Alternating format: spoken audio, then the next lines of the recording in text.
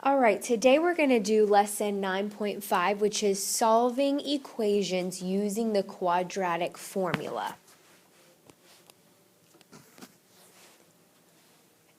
This is the quadratic formula here. X equals negative b, positive, negative, or plus or minus the square root of b squared minus 4ac over 2 times a.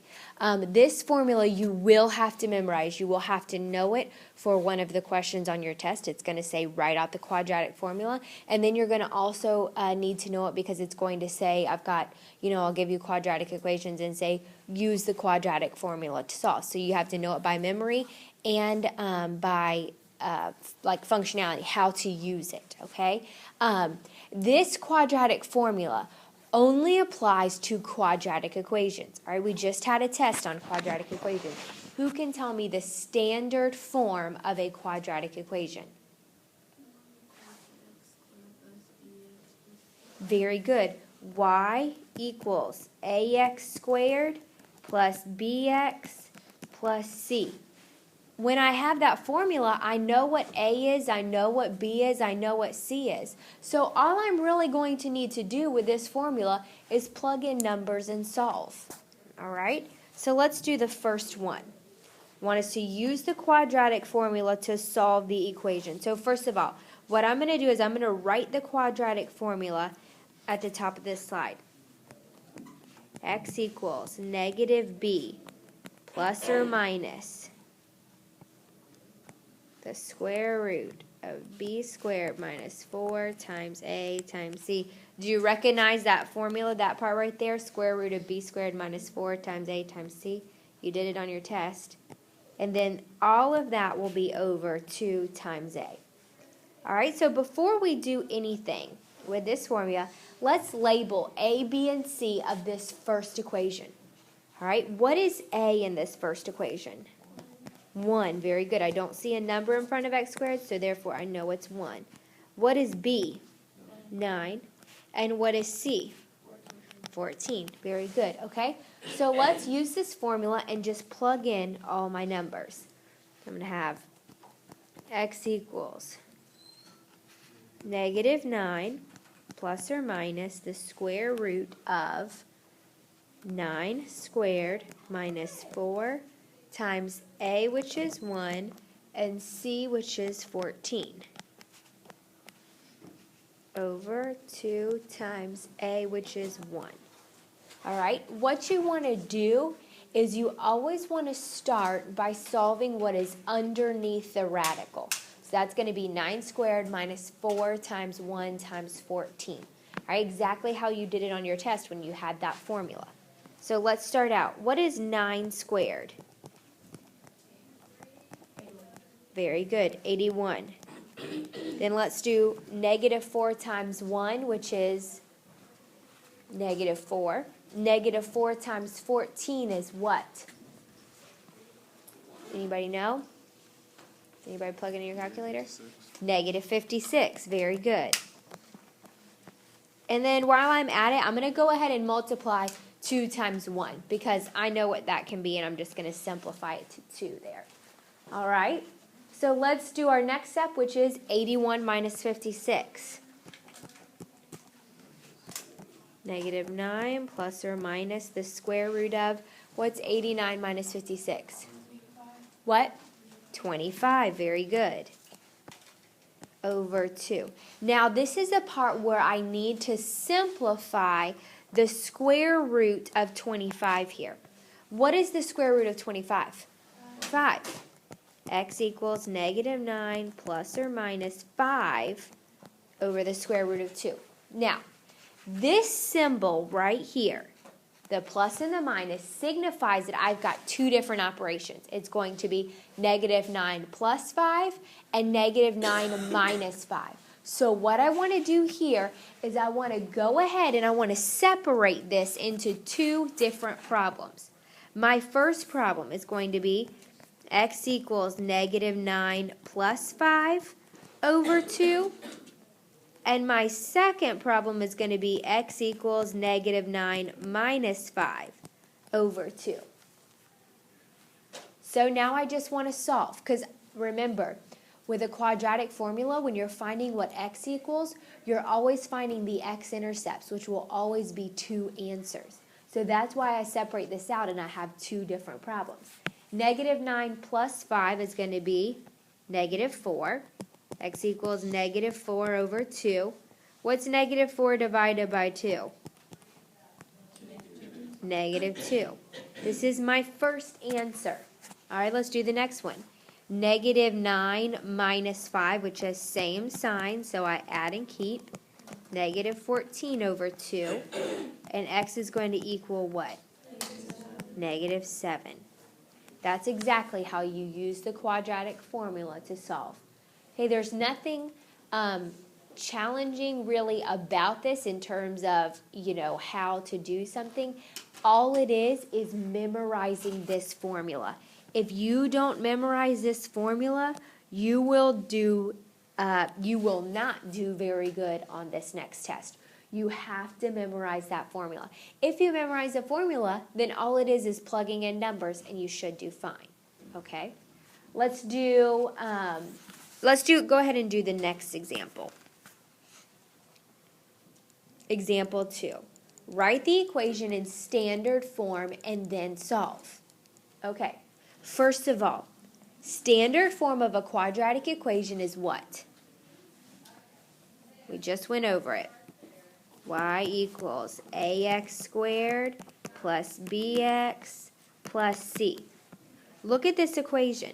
Do I have ax squared plus bx plus c? No. We've learned already this year that y is the only variable that can be substituted for 0.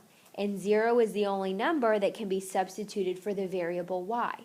So what I want to do is I want to get one of these equations equal to 0. Not one of these equations, this equation equal to 0. One of these sides equal to 0. So what do you think I should do, Ajana? Add x squared. Very good. I just want to add x squared to both sides. What that does is that cancels out on this side, and now I have 0 equals x squared plus 2x minus 3. Now, I have 0 equals. Like I just said, y and 0 are the only thing that can be exchanged. So I don't technically need to write y equals x squared plus 2x minus 3. I just know that now I've got it in standard form. So let's label A, B, and C. A is equal to what? 1. B is equal to 2. And C is equal to negative 3. Don't forget 3 sign there. Okay? So now what I want to do is I want to use the quadratic equation, which is x equals negative b plus or minus square root of b squared minus 4 times a times c over 2a. Gotta memorize that. Okay, let's plug in our numbers. X equals negative 2 plus or minus square root of 2 squared minus 4 times 1 times negative 3 over 2 times 1, because that's a. All right, let's solve what's underneath the radical first. X equals negative 2 plus or minus the square root. What is 2 squared? 4. All right, now let's do the multiplication. Negative 4, because don't forget that 4 has a negative sign, times 1 is negative 4. Negative 4 times negative 3 is what? Positive 12. Very good, because I've got 2 negative signs here. I've got 1 in front of this 4 and 1 in front of this 3, which tells me that's going to change that to a positive. So I need to make sure I put a plus sign. Don't just carry the negative sign or the minus sign because you see it in the first one. It may not stay minus. Over 2 times 1, which I know is 2. All right? X equals negative 2 plus or minus the square root of 16, because I add those together, over 2. All right, let's simplify that. What's the square root of 16? 4. Plus or minus 4 over 2. Now notice, once I did the square root of 16, I drop this square root sign. I do not want to keep it in my answer because I no longer need the square root of 4. I found the square root of 16, which is a whole number, which is 4. All right, let's separate this now into two different problems. X equals -2 plus 4 over 2, and I have x equals -2 minus 4 over 2. -2 plus 4 is 2 over 2, which is x equals 1. It's my first x-intercept. Next one, x equals -6 over 2. X equals -3. That's my second x-intercept. All right, that's exactly how you write the equation in standard form and then solve. All right, let's go on to the next example. Example 3. Find the x-intercepts of the graph. Okay, remember, the x-intercepts of a quadratic formula. What kind of graph does a quadratic formula make? Who can tell me that? What is that? What does it look like? It's a U-shaped, but what's the name of it? A parabola. Very good. So if I have my graph here, and I have my parabola which crosses the x-axis, at how many times does that parabola cross the x-axis? 2. So remember, just like in the last example, we had x equals 1 and x equals 3. Well, or -3, I guess. That was because my parabola is going to cross the graph at 2 different places. Okay? So, let's go ahead and solve this quadratic equation. Now remember, is it in standard form? Ask yourself that before you do anything. Y equals ax squared plus bx plus c. Is it already in standard form? Yes, it is. All right, so we're just going to label a, b, and c and do the same thing all over. A equals 1, b equals 4, and c equals -5. All right, let's plug it into our equation. X equals -b, which is -4, plus or minus the square root of 4 squared minus 4 times a, which is 1, and c, which is -5, over 2 times 1. Now, a will not always be 1, but it has been in all of our examples. There may be a number in front of a. All right, let's solve.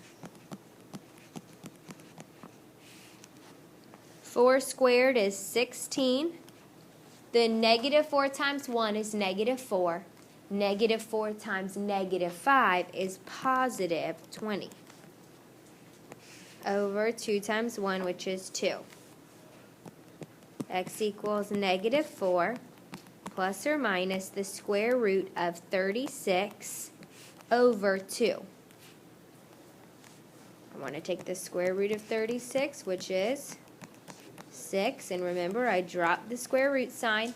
Now it's time to break it into two different equations.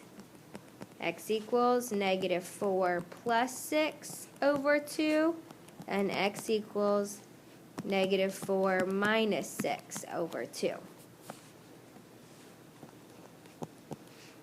That would be 2 over 2, which is equal to 1. And then I'm going to have -10 over 2, which is equal to -5. I've got my two x-intercepts now. So when it says solve the equation using quadratic formula and solve the equation to find the x-intercepts of the graph, you're always doing the same thing. What you want to check for is you want to make sure that that equation is in standard form.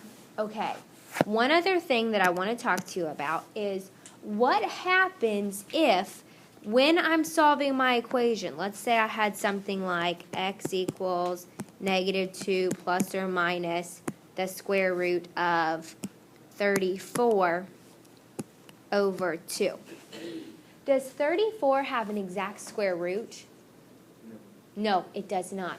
So guess what? Whenever you get a number underneath the radical that does not have an exact square root, this is your final answer. There's nothing more I can do to this. Now, I could simplify the square root of 34, but right now I'm not going to have you do that, okay? So when you get to this part and you realize I do not have an exact answer underneath the square root sign, then I am done. There is nothing more I can do to simplify this equation. All right? So, does anybody have any questions at all over this example?